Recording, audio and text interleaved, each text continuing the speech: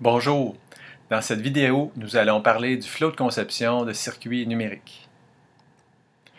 Donc, dans ce thème, on va parler uniquement du flot de conception et on va en voir les 6 parties principales, c'est-à-dire la description, la vérification fonctionnelle, la synthèse, l'implémentation, l'extraction de métriques et la programmation de la puce. Voici une vue d'ensemble du flot de conception du système numérique. Alors, il y a plusieurs étapes qui sont indiquées dans des boîtes. On peut voir des dépendances de la gauche vers la droite entre les blocs. On peut voir aussi qu'il y a une rétroaction possible vers l'étape de conception. Donc, cette description du flow, vous devriez la garder avec vous pour tout le cours.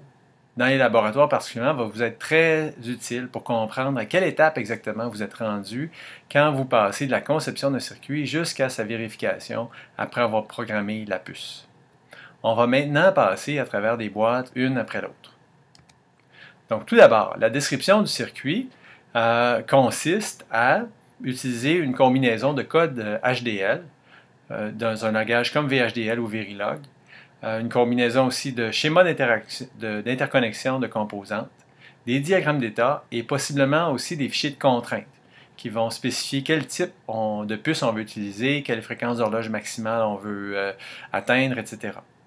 Les schémas et les diagrammes d'état sont toujours convertis automatiquement par un outil en code HDL. Tout le code HDL, à ce moment-là, reflète alors le design. Et on utilise un environnement de développement habituellement comme ActiveHDL ou bien Project Navigator, qui sont respectivement des compagnies Aldec et Xilinx. La deuxième étape, normalement, c'est la vérification fonctionnelle du design par simulation. Donc, on regroupe tous les fichiers du design et on les stimule à l'aide d'un stimulateur qui va compiler les fichiers et interpréter leur contenu. Et on va pouvoir appliquer des entrées au circuit et circuit simulé et observer ces sorties, les comparer avec nos attentes. Donc, s'il y a un problème, si nos spécifications ne sont pas rencontrées, surtout du point de vue fonctionnel, eh bien, à ce moment-là, on corrige le code et on recommence. Hélas, une simulation correcte ne nous garantit pas que les autres étapes du flow vont fonctionner, ni que la puce pourra être correctement programmée. On va voir maintenant les autres étapes qui sont nécessaires à effectuer afin de réussir à programmer la puce. Donc, la première étape, une fois que la simulation est correcte, on appelle l'étape de la synthèse. Donc, un outil qui s'appelle un synthétiseur prend en entrée tout le code HDL qui a été généré et aussi des contraintes spécifiant quelle sorte de puce on veut utiliser, quelle fréquence d'horloge cible on a en tête et si on choisit de mettre l'emphase sur la latence de calcul ou l'espace utilisé.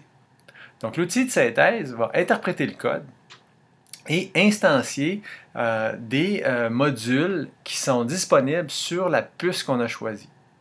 Par exemple, dans notre code, si on a une addition et qu'il existe un additionneur sur la technologie qui nous intéresse, eh bien, un additionneur sera instancié. Si on a une fonction logique et, l'outil de synthèse instanciera une fonction logique et. Le processus de synthèse repose sur un genre de contrat entre les gens qui écrivent le code HDL et les gens qui fabriquent des puces. Donc, l'outil de synthèse, on peut respecter une norme. En général, chaque compagnie a une variante de la norme qu'il respecte et la norme généralement reconnue est la norme 1076.6, version 2004, publiée par l'I3E. L'étape qui suit la synthèse est celle de l'implémentation. L'implémentation elle-même est divisée en deux sous-étapes, le placement et le routage. Donc, l'outil de synthèse nous a produit une description du circuit en termes de blocs tels qu'ils sont disponibles sur la puce et les interconnexions entre ces blocs. L'outil d'implémentation, lui, va tout d'abord choisir des endroits spécifiques sur la puce où placer chacun de ces blocs et l'étape de routage, maintenant, va choisir des ressources d'interconnexion entre les blocs de façon à ce que les signaux voyagent correctement d'un bloc à l'autre. Les outils d'implémentation utilisent des contraintes eux aussi. surtout celui de la fréquence d'horloge cible et le choix, bien sûr, des pattes d'entrée et de sortie de la puce. On se rappelle qu'à la synthèse, on ne se posait pas vraiment de questions où on allait placer les blocs. Mais lors de l'implémentation, une fois l'implémentation complétée, on a une description complète du circuit sur la puce. On sait exactement quels sont les blocs utilisés et quels blocs spécifiques sur la puce, à quelle position sont utilisés. On connaît aussi exactement la longueur des fils qui relient les différents blocs. L'étape qui suit est la vérification par simulation. On l'a déjà fait, la simulation par vérification, après que notre design avait été conçu et complet. Maintenant, la nouvelle vérification par simulation, cette étape-ci, celle qui suit l'implémentation, consisterait à obtenir une simulation précise en termes de performance. Comme l'outil d'implémentation nous a dit exactement quelles étaient les ressources sur la puce, à quel endroit, et quelle était la longueur des fils entre les différents blocs, bien, maintenant on est capable d'obtenir une simulation très précise. En logique programmable, les circuits sont très bien caractérisés et on sait, en deçà d'une certaine marge d'erreur, combien de temps chacun des blocs prend pour réagir. Il est donc possible, après l'implémentation, de faire une simulation en tenant compte de l'annotation des délais qui a été faite et ainsi pouvoir estimer précisément la performance de notre circuit bien avant de l'avoir programmé.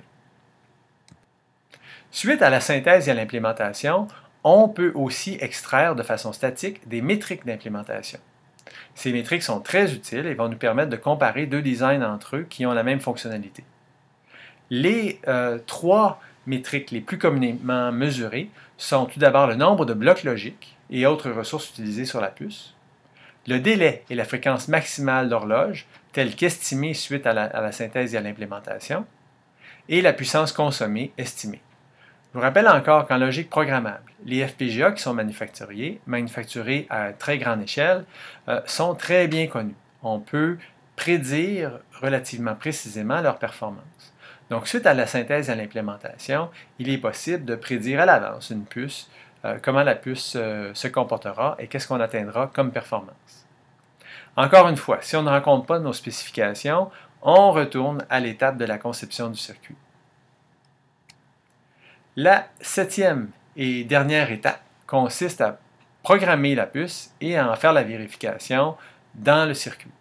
Donc, tout d'abord, on doit générer un fichier de configuration à partir du produit de l'implémentation. Le fichier de configuration spécifie de façon très précise comment chacune des composantes de la puce doit se comporter, si elle est active ou non, et si elle est active, quelle est la valeur de ses paramètres. Donc, une fois que la puce est programmée, on a téléversé notre fichier .bit sur la puce, on peut alors en faire la vérification sur une planchette. Donc, ceci complète une description du flot de conception de système numérique. Encore une fois, il est important de bien connaître ce diagramme et de l'avoir à portée de main, surtout pendant les laboratoires.